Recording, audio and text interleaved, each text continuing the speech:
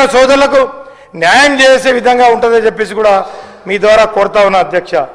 అదేవిధంగా విద్యాపరంగా ఏదైతే అధ్యక్ష ఈ సమాజంలో బాగుపడాలన్నా ఎవరి జీవితాలు బాగుపడాలన్నా విద్య చాలా అవసరం అధ్యక్ష. విద్య ఉంటేనే ఏదైనా జరుగుతుంది. చాలా ఐటీడీ పరిధిలో ఉన్నటువంటి చాలా స్కూల్స్ టీచర్లు లేక మూతపడుతున్నాయి అధ్యక్ష. టీచర్లు లేక మూతపడుతూ ఉన్నాయి అధ్యక్ష. కాబట్టి అధ్యక్ష నేను చెప్పేది ఏంటంటే అక్కడ ఉన్నటువంటి రాష్ట్రంలో పనిచేస్తున్నటువంటి కాంట్రాక్ట్ బేసిక్లు ఏదైతే సిఆర్టీలు 2104 పనిచేస్తూ ఉన్నారు సిఆర్టీలు అధ్యక్ష.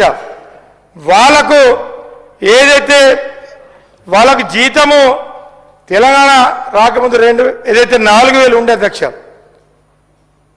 తెలంగాణ ఏదైతే రాకముందు 4000 ఉండే. కేసీఆర్ గారు ముఖ్యమంత్రి అయిన తర్వాత 23 వరకు వాళ్ళను 22,000 ఎస్జిటి వాళ్ళకు 28,000 స్కూల్ అసిస్టెంట్లకు ఇవ్వడం జరిగింది అధ్యక్ష. మేమేమన్నాడు అంటే అధ్యక్ష వాళ్ళు చేసిన వాళ్ళందరూ గిరిజనులే. వాళ్ళను పక్కగా మినిమం టైం స్కేల్ అన్న ఇవ్వండి, ఎలిజిబుల్ ఉన్న వాళ్ళకు పర్మనెంట్ అయినా చేయాలని చెప్పేసి కూడా నేను ఈ సభ ద్వారా అడుగుతున్నా అధ్యక్ష. ఎందుకంటే టీచర్ల కొరత ఉన్నది కాబట్టి తప్పకుండా ఏదైతే గతంలో ఐటీడీలకు పోవాలన్నా ఎస్సీ కార్పొరేషన్లకు పోతే గలగలలాడేది అధ్యక్ష. ఏ లోన్ కావాలన్నా దొరికేది, చిన్న చిన్న లోన్లు, కిరాణా లోన్లు, ఎడ్ల జతలు, ఎడ్ల బండ్లు, ఇంకా ఏ పరికరాలు కావాలంటే దొరుకుతాయి. ఆ పరిస్థితి ఈరోజు లేదు అధ్యక్ష. బడ్జెట్లో చూస్తే 1000 కోట్లు, కానీ అక్కడ పోతే 10,000 కూడా దొరికే పరిస్థితి లేదు. కాబట్టి తప్పకుండా ఈ ఐటీడీలను ఎస్సీ కార్పొరేషన్లను తప్పకుండా బలోపేతం చేయాలని చెప్పేసి కూడా మీ ద్వారా ప్రభుత్వాన్ని కోరుతా ఉన్నా అధ్యక్ష. కాబట్టి ఏదైతే జియో నంబర్ 3 అధ్యక్ష ఏజెన్సీ ప్రాంతంలో జియో 3 ఉండే అధ్యక్ష. దాని ద్వారా గిరిజనుల విద్యార్థులకు లాభం జరుగుతుండే ఉద్యోగంలో. కానీ కాంగ్రెస్ బీజేపీ ప్రభుత్వాలు రెండూ కలిపి ఆ జియోను రద్దు చేసి ఇవాళ గిరిజనులను పొట్టగొట్టినటువంటి మాట వాస్తవం కాదని చెప్పేసి ఈ సందర్భంగా నేను తెలియజేసుకుంటున్నాను. కాబట్టి దీన్ని రీఇంప్లిమెంట్ చేయాలి. ఈ జియోను అసత్యాలు మాట్లాడడం కరెక్ట్ కాదు అనిల్ జాదవ్ గారు. మీ ప్రభుత్వం ఉన్నప్పుడే జియో నెంబర్ 3 రద్దయింది. మీ ప్రభుత్వంలో ఒక్కరికి కూడా ఏజెన్సీ ఏరియాలో మరి జియో నెంబర్ 3 ద్వారా ఉద్యోగాలు ఇవ్వలేదు. పైగా దాన్ని సుప్రీంకోర్టు దాకా తీసుకెళ్లి సరైనటువంటి వాదనలు వినిపించక మీరు కావాలని రద్దు చేయించింది మీ ప్రభుత్వంలో, మా ప్రభుత్వంలో కాదు. అది మా ప్రభుత్వంలో ఆ రోజు తీసుకురావడం జరిగింది. తర్వాత టీడీపీ హయాంలో కూడా అమలైంది. తర్వాత కాంగ్రెస్ 2014 వరకు అమలైంది. కానీ మీ ప్రభుత్వంలోనే అది అమలు కాలేదు. అవన్నీ ఇంకా ఏది మాట్లాడితే అది బండ వేస్తే అయిపోతుంది అనుకోవద్దు. మీ ప్రభుత్వంలో ఒక్క రోజన్నా ఐటీడీఏలకు మరి మీరు అన్నారు కదా ఆవులు ఇచ్చినాం, గేదెలు ఇచ్చినాం, ఇవన్నీ ఇచ్చినామని ఒక్కటన్నా నిరూపించండి. ఎకనామికల్ సపోర్ట్ స్కీమ్ అనేది కాంగ్రెస్ ప్రభుత్వంలోనే ఉండింది. ఇవాళ ROFR యాక్ట్ కూడా కాంగ్రెస్ ప్రభుత్వమే తీసుకొచ్చింది. ఇవన్నీ వదిలేసి ఏది పడుతుందిగా అంటే ఆరోపణలు చేస్తే అది జనంలోకి వెళ్ళిపోతుంది అనుకోవడం తప్పు. మీరు వాస్తవాలు మాట్లాడండి, తప్పకుండా సరిదిద్దుకుంటాం.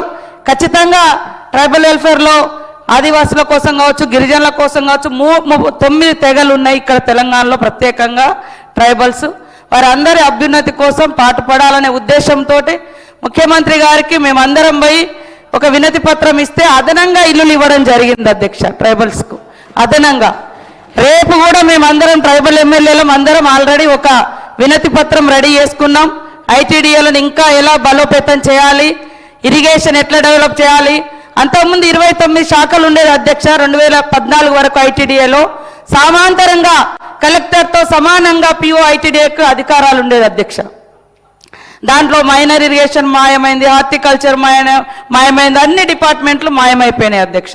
ఇవన్నింటిని కూడా బలోపేతం చేసుకోవడం ద్వారా గిరిజన ప్రాంతాల అభివృద్ధికి ఇంకా బలమైనటువంటి చర్యలు తీసుకున్న వాళ్ళం అవుతాం కాబట్టి మేము తొందరలోనే ముఖ్యమంత్రి గారిని కలవడం జరుగుతుంది.